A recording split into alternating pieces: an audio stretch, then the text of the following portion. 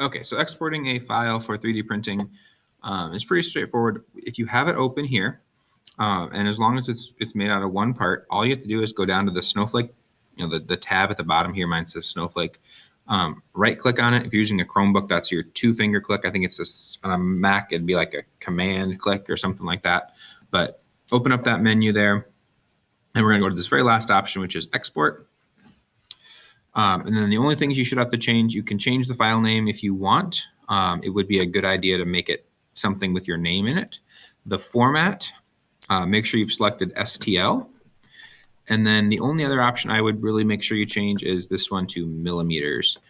That's the default for the 3D printer, so it just makes everything a lot easier and make sure you have the right size. If you have lots of detail in your model, you might want to select fine. But for most things, medium is going to be okay. And then you want to download it. And so we'll just hit OK. It will pop up a download menu, so you can save it wherever you want. And then that is the file you got to turn in to get 3D printed, that STL file.